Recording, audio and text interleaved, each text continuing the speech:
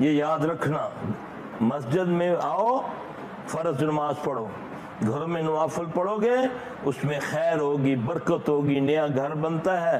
صحابی نبی علیہ السلام صلی اللہ علیہ وسلم کو ختم درود نہیں کرواتے تھے، کھانے 10 پکواتے نہیں تھے، آپ صلی اللہ علیہ وسلم کو اپنے گھر بلواتے تھے برکت کے لیے، پھر پوچھتے تھے یا رسول اللہ صلی اللہ علیہ وسلم ہم نماز کہاں پڑھا کریں؟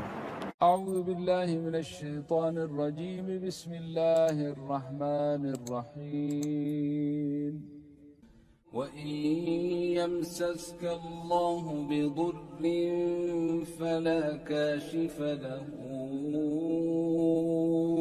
إِلَّا هُوَ وَإِن يُرِدْكَ بِخَيْرٍ فَلَا رَادَّ لِفَضْلِهِ يُصِيبُ بِهِ مَن يَشَاءُ مِنْ عِبَادِهِ وَهُوَ الْغَفُورُ الرَّحِيمُ۔ ہم تو سب سے پہلے ٹی وی لانچ بناتے ہیں، ٹی وی لگاتے ہیں، ہاں جی سیلفی صاحب جدوں دا نواں گھر لیتا ہے تباہی مچ گئی ہے، بیماریاں ہی بیماریاں پی گئی ہیں، ہاں جی ایسا ہی ہے نا، بچیاں دے کپڑے پھٹنے شروع ہو گئے، وٹے آنے شروع ہو گئے، ہاں جی آگ لگتی پئی ہے بغیر کسی وجہ تو، نواں گھر لیتا جی بنایا جی، تم نے کیا کیا وہاں پر؟ آئے آ کر اللہ کے نبی، قرآن کہتا ہے، قرآن جب گھروں میں جایا کرو کیا کرا کرو؟ دستخط دیا کرو، ہاں جی یہی ہے نا۔ پھر اگر کسی کے گھر میں جاؤ تو 3 بار دو دستخط، اگر جواب نہ پاؤ تو واپس آ جاؤ۔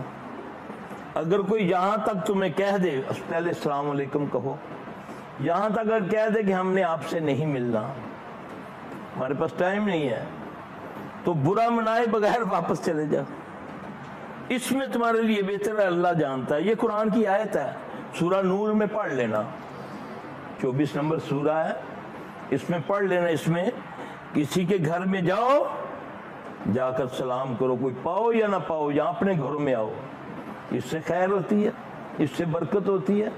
جن گھروں میں لڑائیاں ختم نہیں ہوتی وہ جائیں یہ عمل کرنا شروع کریں، ہاں جائیں، جا کر کوئی بھی ہو یا نہ ہو۔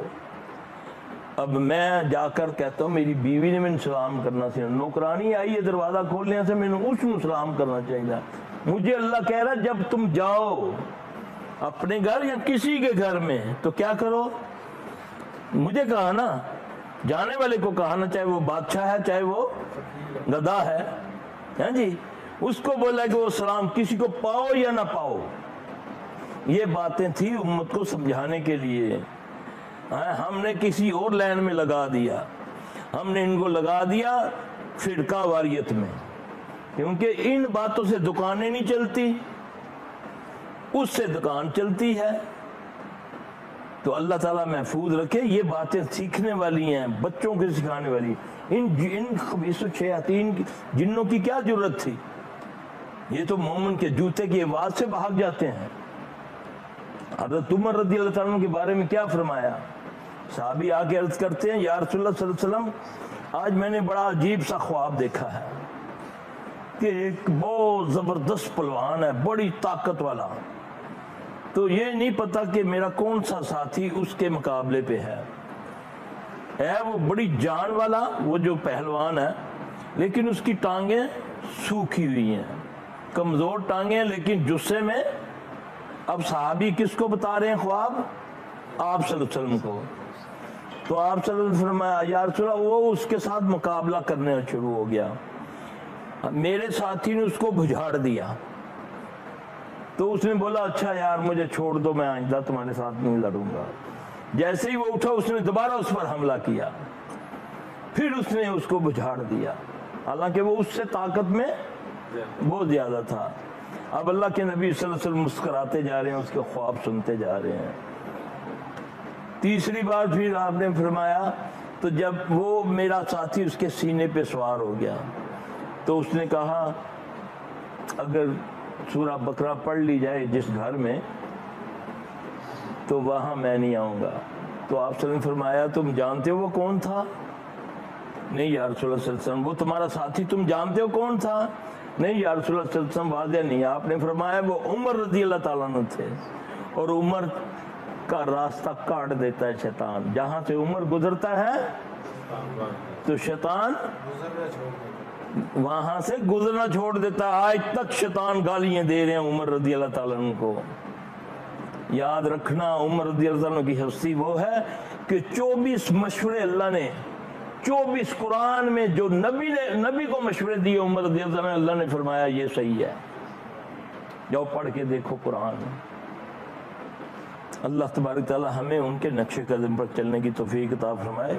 ہمارے گھروں سے خیریں ہمارے اعمال کی وجہ سے دور ہو سکتی ہیں، اور خیر ہمارے اعمال کی وجہ سے آ سکتی ہے، کیونکہ اللہ نے تو راستے دونوں black and white, negative positive, یہ اس سے دنیا چلے گی. جب خیر دنیا سے ختم ہو جائے گی قیامت آ جائے گی.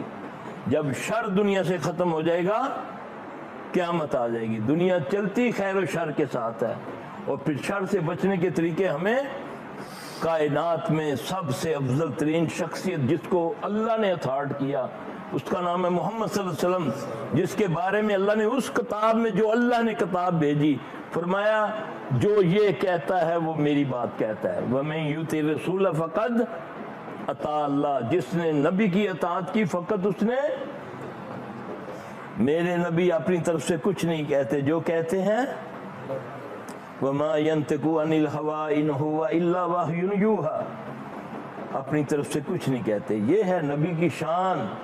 اور نبی کے طریقے پر آؤ، تمہیں اللہ یہ جو ذلت و رسوائی ہے، کہیں کوئی ناچ کے اپنی بیماریاں دور کر رہا ہے، وہ بم بم کر کے تو ڈم ڈم کر کے. ہاں جی آپ دیکھیں، میں کہتا ہوں یہ سوشل میڈیا پر اگر صحیح کام دیکھا جائے تو اصل میں ان کی کرتوتیں جو ظاہر ہوئی ہیں نا اندر کی، کہ کیا کیا ہوتا تھا. ہم تو جاتے نہیں تھے ان جگہوں پر، تو ہمیں پتہ وہاں لوگ عورتیں ناچتی ہیں، وہاں پر دھمال کے نام پر عورتیں بال کھلے ہوئے، جسم ان کا سارا تڑتڑا نظر آ رہا ہے، وہاں ڈانس ہو رہا ہے، مرد عورتیں ایک ملے ہوئے ہیں.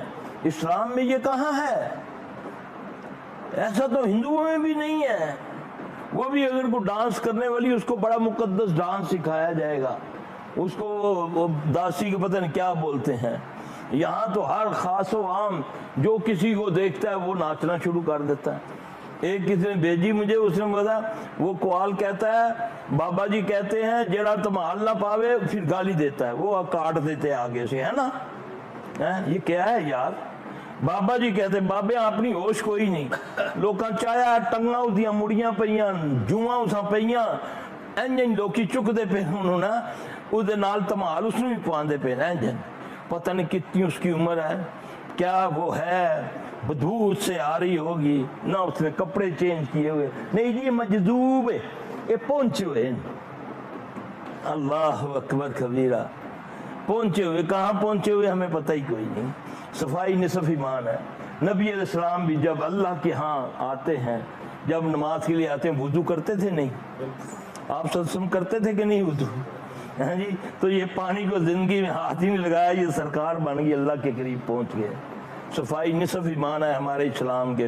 وہ کہتا ہے بابا جی کہنے جرا تمال نہ پاوے او دی ماں نو گالی دے رہا ہے، بہن کو گالی دے رہا ہے، وہ آگے سے ٹوں کر کے وہ بند کر دیتے نا. یہ ہو رہا ہے، گندی گالی دے رہا ہے، بابا جی گالی دے رہے ہیں. یہ کون سا اسلام ہے؟ آپ نے منافق کی نشانیاں کیا بتائی ہیں؟ جب بات کرتا ہے جھوٹ بولتا ہے. منافق کی نشانی پتہ کیا ہے؟ مجھے اور آپ کو دیکھنا ہے آج یہ بات سن کر کہ منافق کی نشانی پکی نشانی. اور یاد رکھنا، نہ کافر کا، نہ ملحد کا، نہ مشرک کا، سب سے بدترین درجہ دوزخ کے اندر ہے وہ منافق کا ہے. اس کا نام ہے جبل حزن. آپ سے فرمایا 70 بار دوزخ بھی اس سے پناہ مانگتی ہے. وہ ایسا زبردست، اتنا اذیت ناک وہ جبل حزن جس کا نام ہی غموں کا پہاڑ ہے، وہ منافق کے لیے ہے. اللہ ہمیں محفوظ رکھے. منافق کی نشانی، جب بات کرتا ہے جھوٹ بولتا ہے، وعدہ کرتا ہے وعدہ کی خلافی کرتا ہے، جب اس کو امانت دی جاتی ہے خیانت کرتا ہے، اور جب اللہ نہ کرے کہ اب کسی سے بات کرتا ہے تو گالی دیتا ہے۔ یہ منافق کی نشانیاں مجھے اور آپ کو دیکھنا ہے کہ کہیں میرے اندر یہ باتیں تو نہیں ہیں۔ ہم نے تو آج تو موبائلوں پر جھوٹ لگایا ہوا ہے نا، موبائلوں کی وجہ سے ہم جھوٹ، یہ میرے دل میں ڈلے گا نا کہ کام کوئی کر رہا ہے، انہیں میں پہنچا مسجد میں بیٹھا، ادھر پنڈی میں بیٹھا اسلام آباد میں، ابھی سلام پھری تو کہہ رہا ہے میں دینے بس پہنچنا تو کھا لو تھے، کتنے دینا کتنے اسلام آباد میں انہیں پہنچ رہا ہوں، بیچارہ آئیے گا، وہ آئے گا کھڑا ہو کر چلا جائے گا، پھر کہے گا یار تین میں کیا سی 2 منٹ انتظار ہی نہیں کر سکنا، گیا نہیں ہے، الٹا اور چاڑ پا دے گا۔ تو کیا یہ لکھا نہیں جا رہا؟ یہ جھوٹ نہیں ہے تو جھوٹے پر کون لعنت دیتا ہے؟ خود کہتا ہے نا اللہ لعنت، سزا تو کوئی نہیں رکھی نا، جھوٹے پر لعنت ہے نا، تو لعنت سب سے بڑی سزا ہے۔ شیطان کو سب سے بڑی سزا کون سی ملی؟ اللہ نے کہا وَإِنَّ عَلَيْكَ لَعْنَتِي إِلَىٰ يَوْمِ الدِّينِ، تجھ پر لعنت قیامت والے دن تک میری اللہ کی لعنت۔ اور نبی صلی اللہ علیہ وسلم نے فرمایا جب اللہ لعنت کرے کسی پر تو پھر گندگی کے کیڑے بھی اس پر لعنت کرتے ہیں، چھپکلیاں اور لال بیگ بھی لعنت کرتے ہیں۔ تو اللہ محفوظ رکھے، جھوٹ کو جھوٹ سمجھو، گناہ سمجھو، جب اس کو چھوڑ دو گے بربادی، تمہاری نسلوں کی بربادی ہو جائے گی۔ جب تم جھوٹ بولنا شروع کرو، پھر اللہ کے ہاں ایک آدمی، حدیث ہے نبی صلی اللہ علیہ وسلم کی، جب آدمی جھوٹ بولتا ہے بولتے بولتے یہاں تک وہ اللہ کے ہاں لکھا جاتا ہے کذاب، پھر اس کی تلافی شافی کوئی نہیں۔ ایک آدمی سچ بولتا ہے، بولتا بولتا یہاں اس نہج پہ آ جاتا ہے کہ اللہ کے ہاں وہ صدیق لکھا جاتا ہے، تو ان کا درجہ کون سا ہوتا ہے؟ صدیقوں کا درجہ نبیوں کے بعد کن کا درجہ ہے؟ صدیقوں کا، اور اس کے بعد ہے شہیدوں کا۔ تو اللہ تعالیٰ ہمیں سچ بولنے کی توفیق عطا فرمائے۔ اللہم طاہر قلبی من النفاق وعملی من الریاء واللسان من الکذب وعیونی من الخیانہ فإنک تعلم خائنات الأعین وما فی الصدور۔